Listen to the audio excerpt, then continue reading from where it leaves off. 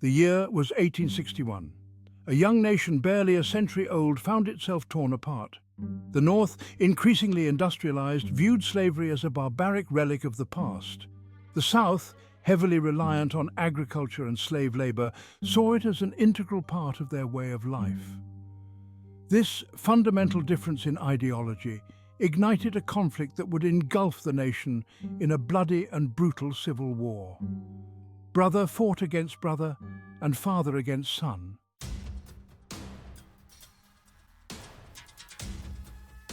By the summer of 1863, the Civil War had been raging for 2 long years. The conflict had already claimed hundreds of thousands of lives, leaving countless families shattered and a nation deeply scarred.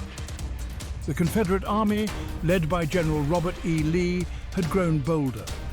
Lee decided to take the war north, into the heart of Union territory. The Union Army, under General George Meade, scrambled to intercept the Confederate advance. The two armies converged on a small town in southern Pennsylvania, Gettysburg.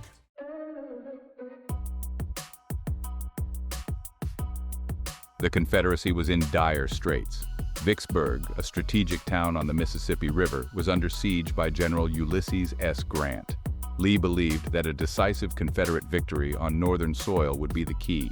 He was willing to stake everything on this one bold move. His target was Pennsylvania, a rich and populous state that lay at the heart of the Union.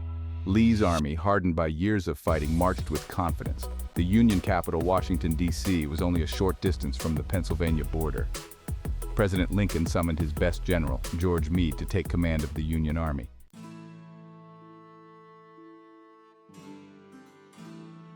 Gettysburg, Pennsylvania, was a quiet town of about 2,400 people.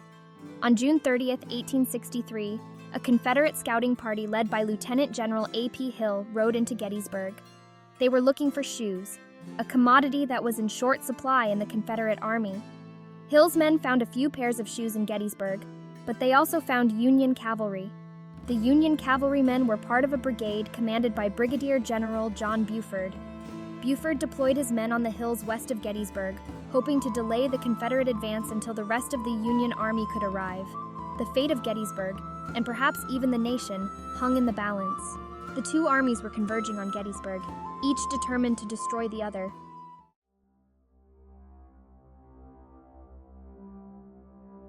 As the sun rose on July 1st, 1863, an eerie silence settled over the fields and hills around Gettysburg. The opposing armies, poised for battle, were separated by only a few hundred yards in some places. General Lee, confident in his Army of Northern Virginia, planned to crush the Union forces quickly and decisively. However, he underestimated the resolve of the Union Army and the tactical brilliance of their new commander, General George Meade. Meade, a cautious and methodical leader, had only been in command of the Army of the Potomac for 3 days.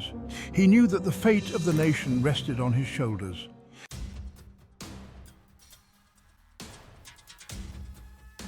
The morning of July 1st dawned hot and humid, a harbinger of the fiery struggle to come.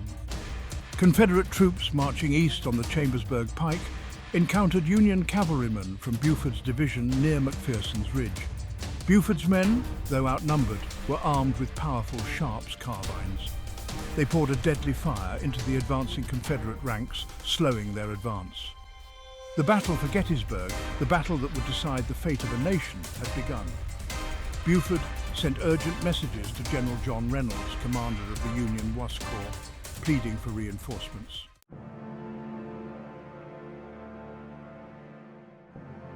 Reynolds arrived on the field around 10:30 a.m., his presence electrifying the weary Union soldiers. He immediately deployed his men to reinforce Buford's beleaguered cavalrymen. The Union troops fought with desperate courage, determined to hold back the Confederate tide. Reynolds, a fearless and inspiring leader, was everywhere at once, directing his troops, rallying the wavering lines. As he urged his men forward, a Confederate bullet struck him in the head, killing him instantly.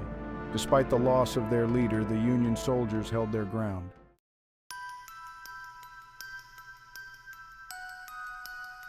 By mid-afternoon, the Confederates had gained the upper hand. Outnumbered and outflanked, the Union troops were forced to withdraw through the streets of Gettysburg. The retreat, though orderly, was fraught with peril. Confederate soldiers poured into the town, eager to bag prisoners and claim victory. The streets of Gettysburg, once bustling with commerce and life, were now a chaotic battleground. The Union troops, though driven back, had bought precious time for their comrades.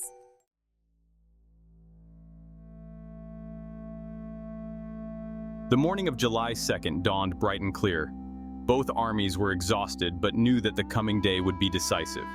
General Lee, despite the heavy losses his army had sustained the day before, was determined to press his advantage. He planned to launch a massive assault on the Union left flank, hoping to roll up their lines and drive them from the high ground south of Gettysburg. On the Union side, General Meade worked feverishly to consolidate his defenses. The two armies, locked in a deadly embrace, prepared for another day of savage fighting.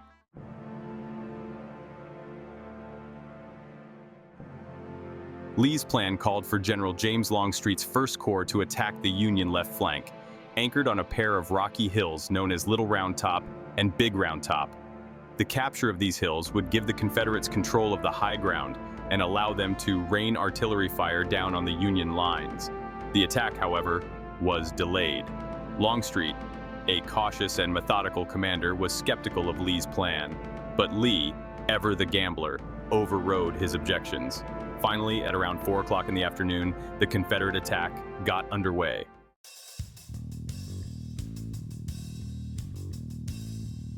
While the battle raged on Little Round Top, another bloody struggle was taking place further to the north, in a jumbled area of rocks and trees known as Devil's Den. Here, Confederate troops under the command of General John Hood clashed with Union forces commanded by General Daniel Sickles. The fighting in Devil's Den was hand-to-hand, savage and unforgiving. Just to the east of Devil's Den, another bloody encounter unfolded in a field of ripening wheat. The wheat field, as it came to be known, changed hands several times as Union and Confederate troops surged back and forth across the blood-soaked ground. The second day of the Battle of Gettysburg had been another day of horrific carnage, but neither side had gained a decisive advantage.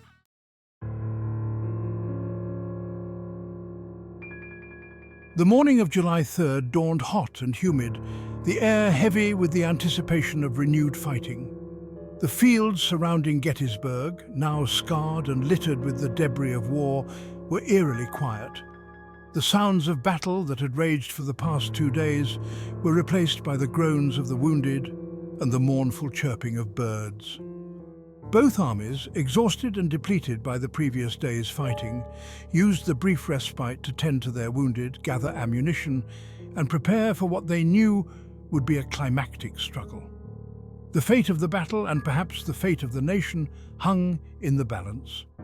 General Lee, despite the heavy losses his army had sustained, remained determined to break the Union lines. He believed that one final, all-out assault on the Union center would shatter their resolve and secure a Confederate victory. General Meade, meanwhile, anticipated Lee's intentions.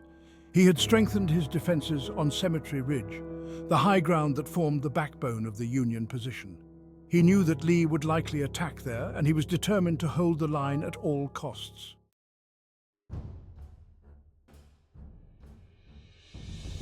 The silence of the morning was shattered shortly after noon.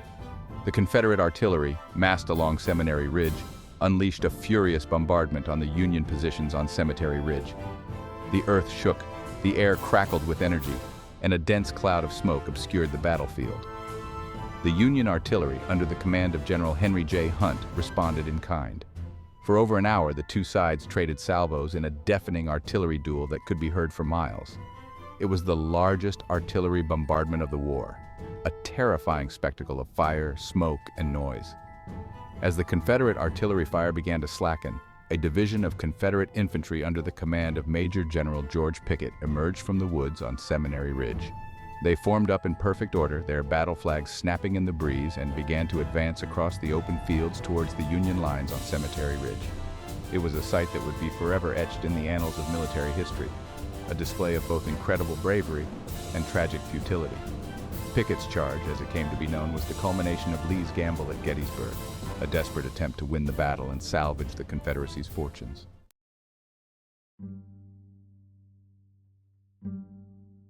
The Confederate soldiers, marching shoulder to shoulder across the open fields, presented an easy target for the Union artillery.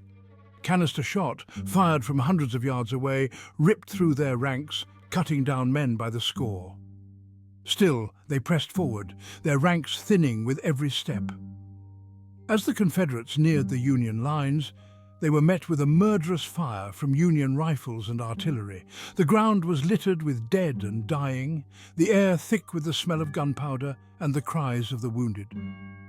Pickett's charge, though valiant, was doomed from the start.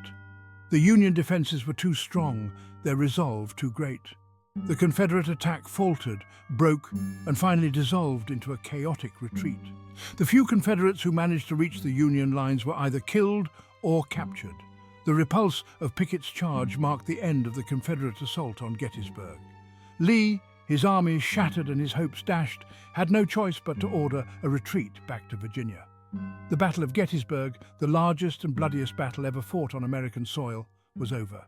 The Union Army at Gettysburg was a formidable force led by experienced officers. General George Meade, who took command just days before the battle, was crucial in repelling the Confederate onslaught. His calm demeanor and tactical acumen earned him the respect of his men. Major General Winfield Hancock, commanding the Second Corps, was known for his bravery and tactical brilliance. His presence on the battlefield bolstered morale and held Cemetery Ridge against repeated assaults. Major General John Buford's decisive actions on the first day delayed the Confederate advance, allowing the Union to occupy the high ground around Gettysburg. Brigadier General Joshua Lawrence Chamberlain and the 20th Maine Infantry defended Little Round Top, securing the Union left with a heroic stand and a desperate bayonet charge.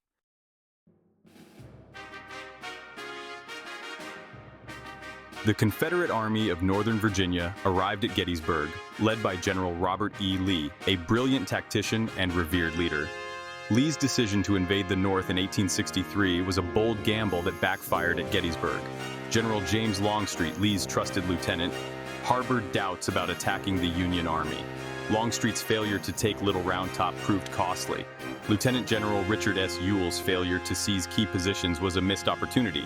Pickett's charge, led by Major General George Pickett, ended in a bloody repulse.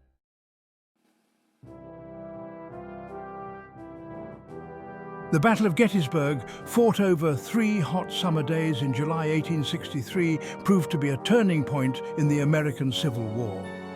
The Confederacy's defeat at Gettysburg marked the high water mark of their advance into the North.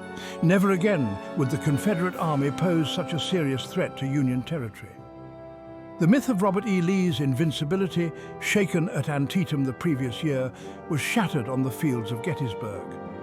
The human cost of the battle was staggering. Over 3 days of fighting, more than 50,000 men were killed, wounded, or captured.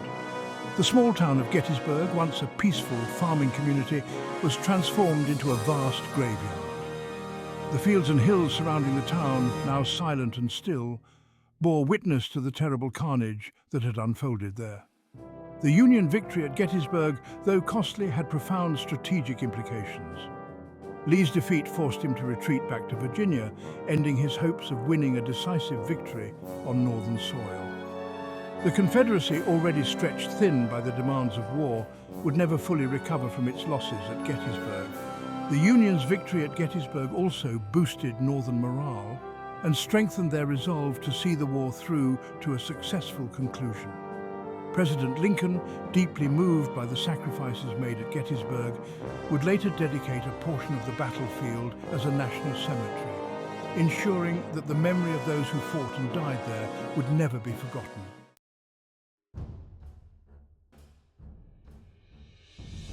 The Battle of Gettysburg, though fought over 150 years ago, continues to resonate deeply within the American consciousness.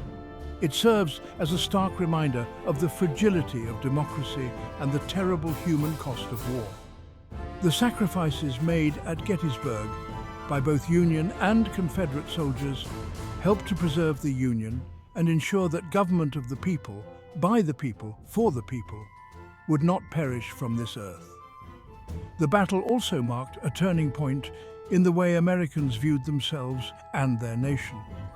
Before Gettysburg, the United States was often spoken of in the plural. The United States are. After Gettysburg, the singular became more common. The United States is. The country forged in the fires of civil war had begun to embrace a new sense of national unity and purpose.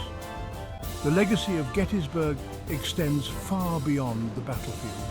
The ideals for which those men fought and died, liberty, equality, and self-government, continue to inspire people around the world. The battlefields of Gettysburg, now preserved as a national park, stand as a solemn and sacred testament to the enduring power of those ideals. The story of Gettysburg is not just a story of battles and generals, of tactics and strategies.